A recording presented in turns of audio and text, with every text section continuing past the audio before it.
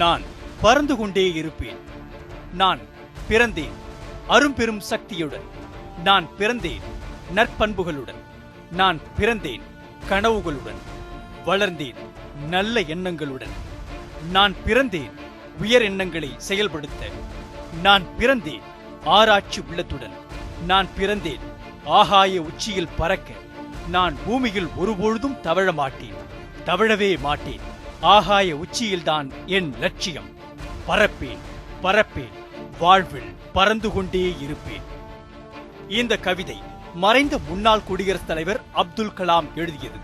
இதை அவர் முதலில் கூறிய இடம் 1957 ஆண்டு நடந்த ஜாதி கலவரத்தால் இன்றளவும் அடையாளப்படுத்தப்பட்டு வரும் முதுகளத்தூர். அங்கே இருந்த பள்ளி ஒன்றில் உரையாற்றிய அப்துல் கலாம் இந்த கவிதையை வாசிக்கும் போது அங்கு குழுமியிருந்த நூற்றுக்கணக்கான மாணவர்களையும் தன்னோடு சேர்த்து இந்த கவிதையை பாடச் சொன்னார். அத்தனை மாணவர்களும் அவரது வார்த்தையை பின்பற்றினர். அந்த கவிதையில் இருந்தது போலவே அவர் கடைசி வரை தன் கனவுகளுடன் பறந்து கொண்டே இருந்தார். 1931 ஆண்டு அக்டோபர் 15 சாதாரண ஏழை இஸ்லாமிய குடும்பத்தில் பிறந்த அவுல் பக்ரி ஜனுலாப்தீன் அப்துல் கலாம் 2015 ஆண்டு ஜூலை 18 அடைந்த உயரம் யாரும் கனவிலும் எண்ணி பாராதது. ஆனால் விஞ்ஞானத்தை தனது சிந்தையிலும் அன்பை தனது நெஞ்சிலும் சுமந்து பறந்து கொண்டே இருந்த கனவு காதலனுக்கு அது மிக சாதாரணமான சாத்தியமானது. சுமார் 25 ஆண்டுகளுக்கு மேலாக விஞ்ஞானியாக தேச சேவையாற்றிய அப்துல் கலாம் 2001 ஆண்டு டிசம்பர் மாதம் முதல் சென்னை அண்ணா பல்கலைக்கழகத்தில் தனக்கு விருப்பமான ஆசிரிய பணியை மேற்கொண்டிருந்தார். 2002 ஜூன் 10 அன்று விஷன் டு மிஷன் என்கிற தலைப்பில் பாடம் எடுத்த அப்துல் கலாமிடம் மாணவர்கள் சரமாரியாக கேள்வி கணைகளை தொடுத்துக் கொண்டிருந்தனர். அனைவருக்கும் பொறுமையாக விளக்கிவிட்டு அப்துல் கலாம் வகுப்பை விட்டு வெளியேறினார். அப்போதுதான் தனது 1 மணி நேர வகுப்பு 2 மணி நேரத்திற்கு நீட்டிக்கப்பட்டிருந்ததை உணர்ந்தார். பிறகு சில ஆராய்ச்சி மாணவர்களுடன் சென்று மதிய உணவை உண்டார். உடனே தனது அறைக்கு செல்லாமல் பல்கலைக்கழக வளாகத்தில் ஒரு இடத்தில் அமர்ந்து அடுத்த வகுப்புக்காக தயாரிப்பில் இறங்கினார். தயாரிப்பை முடித்துவிட்டு அப்துல் கலாம் தனது அறைக்கு திரும்பிக் கொண்டிருந்த போது அண்ணா பல்கலைக்கழகத்தின் அப்போதைய துணைவேந்தர் பேராசிரியர் கலாநிதி எதிரில் வந்தார். பரபரப்பான முகத்துடன் கலாமின் அறையில் இருக்கும் தொலைபேசிக்கும் அவரது அலைபேசிக்கும் எக்கச்சக்க அழைப்புகள் வந்ததாகவும் கலாமை அனைவரும் வெகுநேரமாக தேடிக் கொண்டிருப்பதாகவும் அவர் தெரிவித்தார். அப்போதுதான் கலாம் தனது செல்போனை அறையிலேயே வைத்துவிட்டதை உணர்ந்தார். தொலைபேசிக்கான காரணம் கலாமிற்கு தெரிய வந்ததை அடுத்து தனது அறைக்கு விரைந்தார் அப்துல் கலாம். அப்போது ஒலித்துக் கொண்டிருந்த அலைபேசியை அவசரமாக எடுத்தார். பிரதமர் உங்களுடன் பேச விரும்புகின்றார், அலைபேசி அருகிலேயே இருங்கள் என்றது ஒரு குரல். பிரதமரின் அழைப்புக்காக காத்திருந்த நேரம் அப்துல் கலாமின் அலைபேசிக்கு ஆந்திரா முதல்வர் சந்திரபாபு நாயுடுவிடமிருந்து அழைப்பு வந்தது. அந்த அழைப்பை ஏற்று அப்துல் கலாமிடம் பிரதமர் உங்களை சிறிது நேரத்தில் அழைப்பார், அவர் என்ன கேட்டாலும் சரி என்று சொல்லுங்கள், தயவு செய்து மறுத்து விடாதீர்கள் என்றார் சந்திரபாபு நாயுடு. அவர் பேசிக் கொண்டிருக்கும் போதே பிரதமர் வாஜ்பாயிடமிருந்து அழைப்பு வந்தது. வழக்கமான நலம் விசாரிப்புகள் முடிந்ததும் ஒரு முக்கியமான செய்தி சொல்லவே அழைத்தேன் என்று கூறிய பிரதமர் வாஜ்பாய், பாஜக தலைமையிலான கூட்டணி கட்சிகளின் கூட்டத்தில் அனைத்து கட்சி உறுப்பினர்களும் அப்துல் கலாம் குடியரசுத் தலைவராக வேண்டும் என்று ஒருமனதாக விரும்புகின்றார்கள் என்று கூறினார். தொடர்ந்து அப்துல் கலாமின் பதிலுக்கு காத்திராமல் குடியரசுத் தலைவருக்கான வேட்பாளரை அன்று இரவே அறிவிக்க வேண்டும் என்பதால் முடியாது என்று சொல்ல வேண்டாம் என்று கேட்டுக்கொண்டார். முடிவெடுக்க முடியாமல் திணறிய அப்துல் கலாம், வாஜ்பாய் எனக்கு 2 மணி நேரம் அவகாசம் தாருங்கள் என்று கேட்டுக்கொண்டார். ஆம், பிரதமரை பெயர் சொல்லி அழைக்கும் அளவில் அவருக்கு நெருக்கமானவராக இருந்தார் அப்துல் கலாம். அடுத்த 2 மணி நேரம் தனது வாழ்விலேயே தான் அதிகம் குழம்பிய நேரம் என்று தெரிவித்துள்ளார் அப்துல் கலாம். அப்துல் கலாம் முன்பாக 2 பாதைகள் இருந்தன. ஒன்று, தான் விரும்பிய அமைதியான ஆசிரிய பணியை மேற்கொண்டு மாணவர்களை அறிவில் சிறந்த இளைஞர்களாக உருவாக்குவது, அல்லது தினம் தினம் சிக்கல்களை எதிர்கொள்ள நேரும் குடியரசுத் தலைவர் பொறுப்பை ஏற்றுக்கொண்டு இளைஞர்களை லட்சியவாதிகளாக்கி 2020க்குள் இந்தியாவை வல்லரசு நாடாக மாற்றுவது. 2 மணி நேரத்தில் சுமார் 30க்கும் மேற்பட்ட அலைபேசி அழைப்புகள் மேற்கொண்டார். தனக்கு தெரிந்த அனைவரிடமும் கருத்துக்களை கேட்டார் அப்துல் கலாம். 2 மணி நேரத்தில் பிரதமர் அலுவலகத்திலிருந்து மீண்டும் அழைப்பு வந்தது. திரு வாஜ்பாய், எதிர்க்கட்சிகளும் என்னை குடியரசுத் தலைவராக தேர்ந்தெடுக்க விரும்பினால் நான் குடியரசுத் தலைவர் தேர்தலில் போட்டியிட தயார் என்றார் அப்துல் கலாம். 5 நிமிடத்தில் குடியரசுத் தலைவருக்கான வேட்பாளரை பாஜக அறிவித்தது. 15 நிமிடத்தில் தேசமெங்கும் அப்துல் கலாமின் பெயர் உச்சரிக்கப்பட்டது. அன்று இரவே சோனியா காந்தியை சந்தித்த வாஜ்பாய் அப்துல் கலாமை ஆதரிக்குமாறு கேட்டுக்கொண்டார். இதனைத் தொடர்ந்து தங்களது கட்சியினருடன் கூட்டணி கட்சிகளுடன் ஆலோசித்த சோனியா காந்தி அப்துல் கலாமை ஆதரிக்க சம்மதம் தெரிவித்தார். ஆனால் அப்துல் கலாமை ஏற்க மறுத்த மார்க்சிஸ்ட் கம்யூனிஸ்ட் கட்சி நேதாஜி சுபாஷ் சந்திரபோஸ் தலைமையிலான இந்திய தேசிய ராணுவத்தில் தளபதியாக இருந்த கேப்டன் லட்சுமி சாகலை தங்களது கட்சி சார்பாக குடியரசுத் தலைவர் வேட்பாளராக நிறுத்தியது. அப்துல் கலாம் சிறந்த விஞ்ஞானி என்பதில் சந்தேகமில்லை. ஆனால் அரசியல் குறித்து அவருக்கு என்ன தெரியும் என்ற கேள்விகள் எழுப்பப்பட்டன. மேலும் 2002ஆம் ஆண்டு நடந்த குஜராத் கலவரத்தில் தம் மீது விழுந்துள்ள மதவெறி அடையாளத்தை துடைத்துக் கொள்ள இஸ்லாமியரான அப்துல் கலாமை பாஜக முன்னிறுத்துவதாக விமர்சனங்கள் எழுந்தன. அதில் உண்மையும் இருக்கத்தான் செய்தது. தற்போதைய பிரதமர் மோடி குஜராத் மாநில முதலமைச்சராக இருந்தபோது 2002ஆம் ஆண்டு பிப்ரவரி மாதம் இந்து இஸ்லாமியர்களிடையே மத கலவரம் வெடித்தது. இந்த கலவரத்தில் 254 இந்துக்களும் சுமார் 800 இஸ்லாமியர்களும் கொல்லப்பட்டதாக அரசு தெரிவித்தது. ஆனால் 2000க்கும் மேற்பட்டோர் இறந்திருக்கலாம் என்று அரசு சாரா தொண்டு நிறுவனங்கள் அறிவித்தன. இது தவிர கர்ப்பிணி பெண்கள் உட்பட பல்வேறு இஸ்லாமிய பெண்கள் பாலியல் வன்கொடுமைக்கு ஆளாக்கப்பட்ட சம்பவங்களும் கைக்குழந்தைகள் எரித்துக் கொள்ளப்பட்ட கொடூரங்களும் நிகழ்ந்தேறின. இந்த சம்பவங்களால் இந்தியாவே அதிர்ச்சியில் உறைந்த நிலையில் பாஜக அரசு மீது மதவெறி சாயம் அழுத்தமாக படிந்திருந்தது.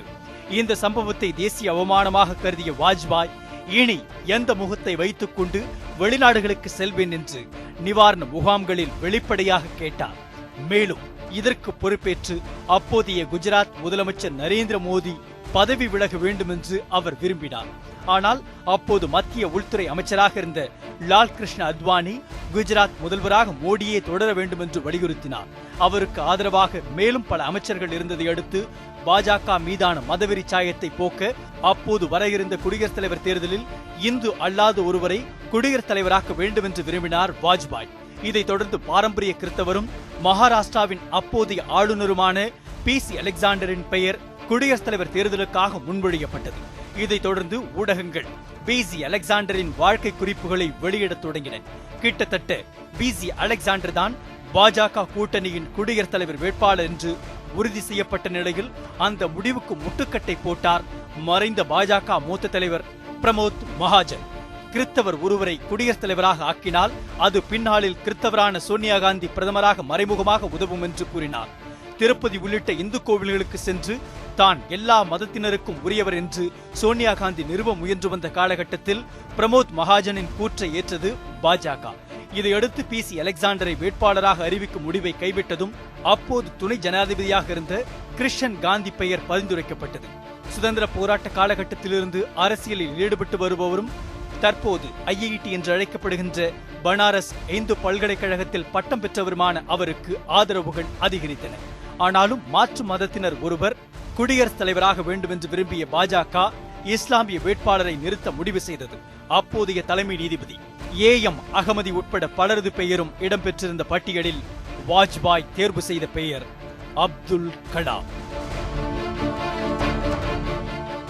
ஆனால் இப்பெயரை முன்மொழிந்த அப்போதைய பாதுகாப்புத்துறை அமைச்சர் ஜார்ஜ் பெர்னாண்டஸுக்கே கலாம் இதற்கு சம்மதம் தெரிவிப்பார் என்கிற நம்பிக்கை இல்லை. ஆனால் அப்துல் கலாமின் பெயருக்கு மட்டுமே அத்வானி உட்பட பலரும் ஒருமனதாக சம்மதம் தெரிவித்தனர்.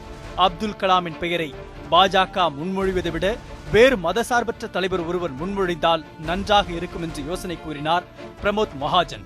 சில நாட்களுக்கு முன்பு சோனியா காந்தியுடன் மனக்கசப்பில் இருந்த சமாஜ்வாதி தலைவர் முலாயம் சிங் யாதவ் அப்துல் கலாமின் பெயரை கூறினார். ஆனால் ஊடகங்கள் உட்பட யாரும் அப்துல் கலாமின் பெயரை தீவிரமாக எடுத்துக் கொள்ளவில்லை.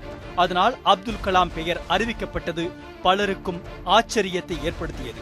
ஜூன் 18ஆம் தேதி தனது வேட்புமனுவை தாக்கல் செய்த அப்துல் கலாமிடம் பத்திரிகையாளர்கள் சரமாரியாக கேள்வி அணுகுண்டுகளை வீசினர். எல்லாவற்றுக்கும் சிரித்துக் கொண்டே பதிலளித்த கலாம் குஜராத் கலவரம், அயோத்தி ராமர் பால பிரச்சினை குறித்த கேள்விகளுக்கு கல்வியும் பொருளாதார வசதிகளும் முறையாக அனைவருக்கும் சென்று சேர்ந்திருந்தால் சமூக ஏற்றத்தாழ்வுகள் ஒழிந்துவிடும் என்று கூறினார். 2002ஆம் ஆண்டு ஜூலை 15ஆம் தேதி குடியரசுத் தலைவருக்கான தேர்தல் நடைபெற்றது. 3 நாட்களுக்கு பிறகு தேர்தல் முடிவுகள் வெளியாகின. பாஜக, காங்கிரஸ், அதிமுக, தெலுங்கு தேசம், சமாஜ்வாதி உள்ளிட்ட பலம் பொருந்திய கட்சிகளின் ஆதரவை பெற்ற அப்துல் கலாம் 9,22,884 ஓட்டுகள் பெற்று குடியரசுத் தலைவர் தேர்தலில் வெற்றி வாகை சூடினார். அவரை எதிர்த்து போட்டியிட்ட கேப்டன் லக்ஷ்மி சாகல் 1,07,366 ஓட்டுகள் மட்டுமே பெற்றார். திரிபுரா, மேற்கு வங்கத்தை தவிர மற்ற அனைத்து மாநிலங்களிலும் பெருவாரியான ஆதரவோடு சுதந்திர இந்தியாவின் 11வது குடியரசுத் தலைவராக தேர்ந்தெடுக்கப்பட்டார் அப்துல் கலாம்.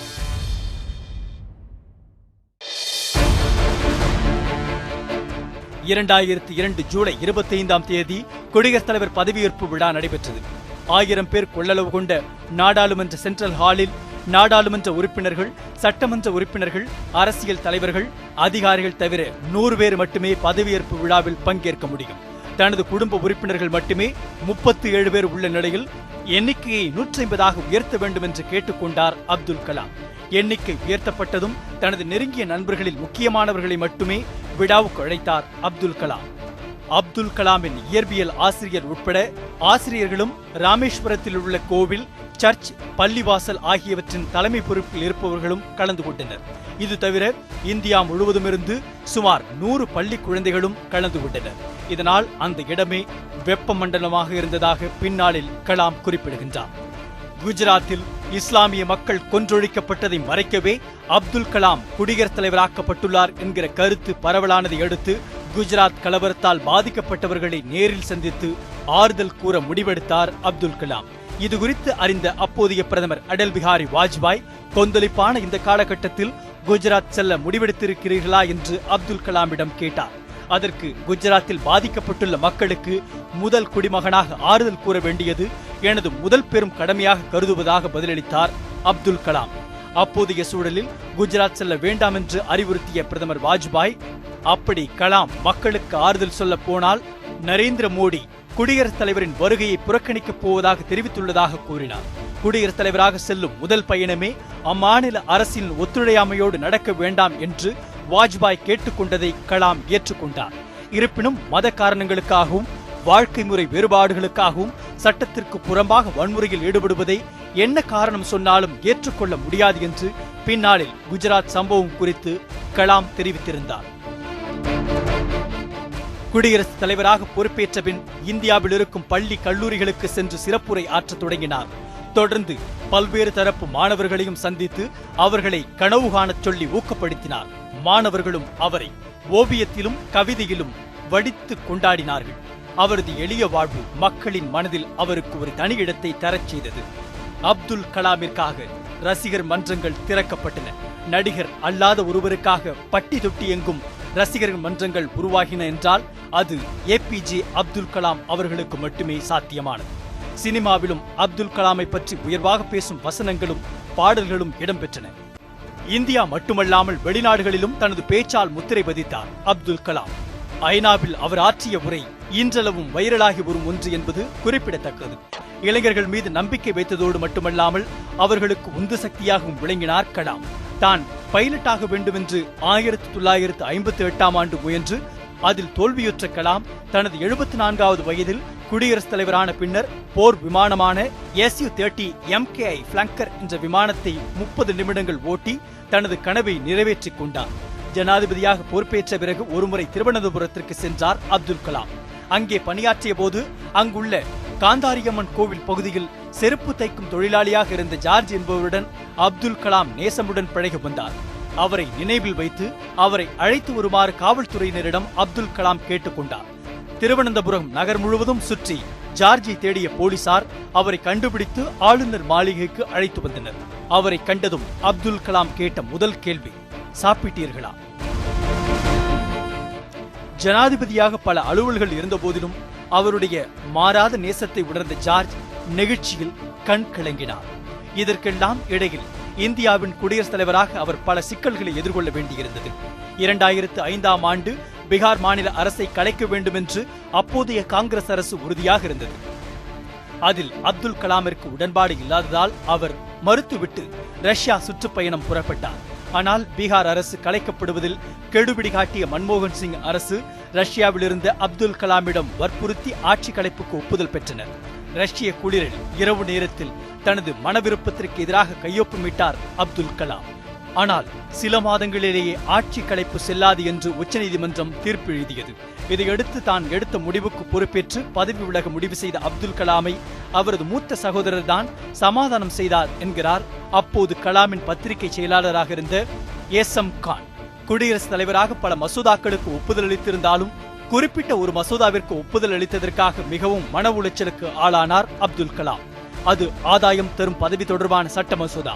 நாடாளுமன்றம் மற்றும் சட்டமன்ற உறுப்பினர்கள் பலர் வாரிய தலைவர் பதவி உள்ளிட்ட பல பொறுப்புகளை வகிப்பது பழக்கம்.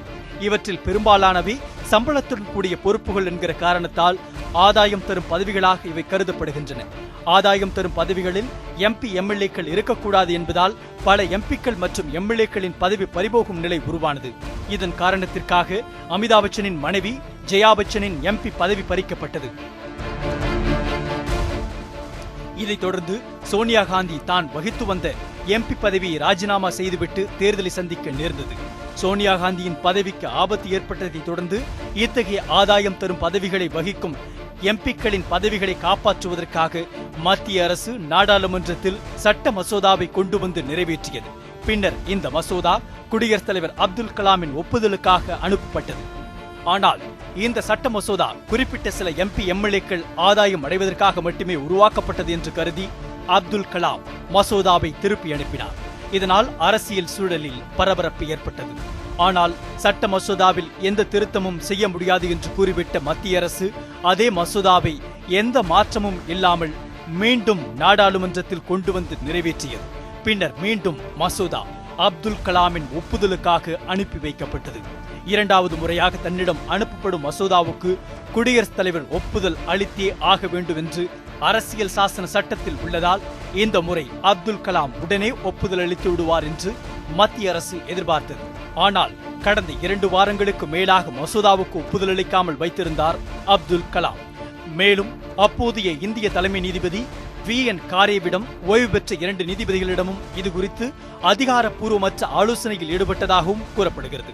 இதனால் சலசலப்பு ஏற்பட்டது. பீகார் ஆட்சி கலைக்கப்பட்ட விவகாரத்தால் வருத்தமடைந்திருந்த கலாமிற்கு இந்த மசோதாவிற்கு ஒப்புதல் வழங்க மனம் ஒப்பவில்லை. இதனால் தனது குடியரசுத் தலைவர் பதவியையே ராஜினாமா செய்துவிடலாம் என்று மீண்டும் யோசித்தார் அப்துல் கலாம். இந்நிலையில் பிரதமர் மன்மோகன் சிங் அப்துல் கலாமை நேரில் அழைத்து மசோதாவுக்கு ஒப்புதல் அளிக்குமாறு கேட்டுக்கொண்டார். வேறு வழியின்றி அந்த மசோதாவிற்கு கலாம் ஒப்புதல் வழங்க முன் தேதியிட்டு அந்த மசோதா அமலாக்கப்பட்டதால் அப்போதைய சபாநாயகர் சோம்நாத் சட்டர்ஜி உள்ளிட்ட 40 எம்பிக்களின் பதவி தப்பித்தது. ஆதாய பதவி மசோதா மட்டுமல்ல, மேலும் பல மாநிலங்களின் மசோதாவை அப்துல் கலாம் ஜனநாயகத்திற்கு எதிரானது என்று திருப்பி அனுப்பியுள்ளார். அவற்றில் 2 முக்கியமானவை. முதலாவது குஜராத் தீவிரவாத தடுப்பு மற்றும் ஒழுங்குபடுத்தப்பட்ட குற்ற தடுப்பு மசோதா. தொலைபேசி உரையாடலை இடைமறித்து கேட்டு அதை ஆதாயமாக பயன்படுத்த வகை செய்துள்ள இந்த சட்ட மசோதாவை பரிசீலனை செய்யுமாறு அப்போதைய முதல்வர் மோடி அரசுக்கு திருப்பி அனுப்பினார் கலாம். அதேபோல் கடந்த 2002ஆம் ஆண்டில் அதிமுக அரசு அனுப்பிய சட்ட மசோதாவையும் அப்துல் கலாம் திருப்பி அனுப்ப நேரிட்டது. இந்திய தண்டனை சட்டப்படி வழக்குகளில் கைதானவர்களை ஒவ்வொரு 15 நாட்களுக்கு ஒருமுறையும் நீதிமன்றத்தில் ஆஜர்படுத்த வேண்டும். இதை 30 நாட்களாக உயர்த்த தமிழக அரசு முயன்றது. அப்படி மாற்றினால் மனித உரிமை மீறல்கள் அதிகம் நடைபெறும் என்று கூறி கலாம் தனது ஒப்புதலை வழங்க மறுத்துவிட்டார். கலாமின் மேல் வைக்கப்படும் மற்றொரு குற்றச்சாட்டு, அவர் குடியரசுத் தலைவராக இருந்தபோது அவரிடம் அனுப்பப்பட்ட கருணை மனுக்கள் மீது அவர் முடிவெடுக்கவில்லை என்பதுதான். அவரது பதவிக்காலம் முடியும் தருவாயில் அவரிடம் வந்த 28 கருணை மனுக்களில் 2 மனுக்களில் மட்டுமே முடிவெடுத்திருந்தார். 2004ஆம் ஆண்டு 9 வயது சிறுமியை பாலியல் வன்கொடுமை செய்து கொன்ற தனஞ்சாய் சட்டர்ஜி என்பவரின் கருணை மனுவை நிராகரித்த அப்துல் கலாம் 2006ஆம் ஆண்டு தனது மனைவி, மகள்கள் மற்றும் உறவினர் ஒருவரை கொன்ற கேரஜ் ராம் என்பவருக்கு மரண தண்டனையை ரத்து செய்தார். தனது பதவி காலத்தில் 3 முறை மரண தண்டனைகளுக்கு எதிராக குரல் கொடுத்த அப்துல் கலாம் 50க்கும் மேற்பட்ட வழக்குகளில் தண்டனையை மறுபரிசீலனை செய்யுமாறு மத்திய அரசுக்கு அனுப்பியுள்ளார். மேலும் மரண தண்டனை விதிக்கப்படுபவர்கள் பெரும்பாலும் சமுதாயத்திலும் பொருளாதாரத்திலும் விளிம்பு நிலையில் இருப்பவர்களாக இருப்பது ஏன் என்று அப்துல் கலாம் எழுப்பிய கேள்விகள் பத்திரிகைகளில் வெளியாகி அரசையும் நீதித்துறையையும் சலசலக்க வைத்தன.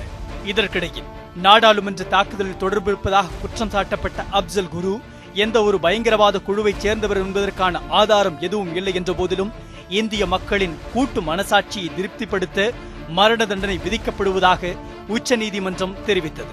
அதன் பிறகு சில மாதங்களுக்கு பிறகு அப்சல் குருவின் குடும்பத்தினரை சந்தித்த அப்துல் கலாம் கருணை மனு அனுப்பினால் நடவடிக்கை எடுப்பதாக உறுதியளித்தார். இதையடுத்து அப்சல் குருவின் மனைவி கருணை மனுவை அனுப்பினார். ஆனால் அந்த கருணை மனு அப்துல் கலாம் பதவியை விட்டு விலகும் வரை குடியரசுத் தலைவர் அலுவலகத்திற்குள் அனுப்பப்படவே இல்லை என்று கூறப்படுகிறது. இதையடுத்து 2013ஆம் ஆண்டு பிப்ரவரி 13ஆம் தேதி மிகவும் ரகசியமாக அப்சல் குரு தூக்கிலிடப்பட்டது தனி வரலாறு. இதனாலேயே கருணை மனுக்களை மத்திய உள்துறை அமைச்சகத்தின் பரிசீலனைக்கு அனுப்புவதை நிறுத்திக் கொண்டார் அப்துல் கலாம். கருணை மனுக்களில் முடிவெடுக்காமல் தாமதப்படுத்த தொடங்கினார். பலர் அந்த காரணத்திற்காகவே மரண தண்டனையிலிருந்து விடுவிக்கப்பட்டனர். அவர்களில் 1993 டெல்லி குண்டுவெடிப்பில் தொடர்புடைய தேவிந்தர் பல் சிங் புல்லர், ராஜீவ்காந்தி கொலை வழக்கில் தொடர்புடையவர்கள் என்று தீர்ப்பு வழங்கப்பட்ட முருகன், சாந்தன், பேரறிவாளன் ஆகியோர் முக்கியமானவர்கள். இப்படி மனிதநேயராய் கனவு நாயகனாய் அறியப்படும் அப்துல் கலாம் மீது விமர்சனங்கள் இல்லாமல் இல்லை. குறிப்பாக தனது சொந்த ஊரான ராமேஸ்வரத்தில் மீனவர்கள் இலங்கை அரசால் சுடப்படும் போது, படகுகளை உடைக்கப்பட்டு துன்புறுத்தப்படும் போது அது குறித்து நடவடிக்கை எடுக்க முடியாது என்றாலும் குறைந்தபட்சம் குரல் கூட எழுப்பவில்லை என்கிற குற்றச்சாட்டு முக்கியமானது. அடுத்தது, எந்த மாணவர்கள் அவரை பெரும் பொக்கிஷமாக நினைத்தார்களோ அந்த மாணவர்களுக்கு கல்வி மறுக்கப்பட்டு பெரும் வியாபார சூழலில் சிக்கி சீரழிவது குறித்து அவர் எப்பொழுதும் வாய் திறக்கவில்லை என்பது. மேலும் இந்தியாவின் அணுசக்தி உரிமைகளை பறிக்கும் அமெரிக்காவுடன் 123 ஒப்பந்தத்தை ஆதரித்தது. கூடங்குளத்தை ஆய்வு செய்வதற்கு முன்பாகவே அது பாதுகாப்பானது எனவும் அது தேவை எனவும் கூறியது. அப்துல் கலாம் முக்கிய பிரச்சனைகளில் மக்களின் பக்கம் நில்லாமல் அரசின் பக்கம் நின்றார் என்கிற குற்றச்சாட்டுகளுக்கு வழிவகுத்தது. இவை எல்லாவற்றுக்கும் மேலாக முக்கியமானதொரு குற்றச்சாட்டை கலாம் விரும்பிகளே முன்வைக்கிறார். ஒரு அரசியல் தலைமையாய் உருவாக அனைத்து சாத்தியங்களிலும் இருந்தும் அதனை கலாம் பயன்படுத்திக் கொள்ளாமல் விட்டது. கலாமை மனதளவில் தலைவராக ஏற்றுக்கொண்ட கூட்டம் அவர் நேரடி அரசியலில் ஈடுபட்டிருந்தால் ஆதரவு தெரிவித்து அதிகாரத்தை அவரிடம் அளித்திருப்பார்கள். ஆனால் அவரது அமைதியான சுபாவம் அந்த கட்டத்திற்கு அவரை நகர்த்தவில்லை. அது மட்டுமல்லாமல் மாணவர்களை அரசியல் படுத்த அவர் தவறிவிட்டார். கேப்டன் அமெரிக்கா என்கிற சூப்பர் ஹீரோ காமிக்ஸ் கதாபாத்திரம் பற்றி கேள்விப்பட்டிருப்போம். 2ஆம் உலகப் போர் சமயத்தில் மக்களையும் ராணுவ வீரர்களையும் துவண்டு போகாமல் உற்சாகம் கொள்ள செய்ய உருவாக்கப்பட்ட ஹீரோவான கேப்டன் அமெரிக்கா ஒரு கட்டத்தில் உற்சாகப்படுத்துவதை விடுத்து நேரடியாக களத்தில் இறங்கி போரிடத் தொடங்குவார். அந்த கணத்திலிருந்துதான் அவர் சூப்பர் ஹீரோவாக மாறுவார். அவரை போன்ற ஒரு ஹீரோதான் அப்துல் கலாம். ஆனால் களத்தில் இறங்கி சூப்பர் ஹீரோவாகும் வாய்ப்பை தவறவிட்டார். அதனால் ஏற்பட்ட இழப்பு அவரை விட சமூகத்திற்கே அதிகம்.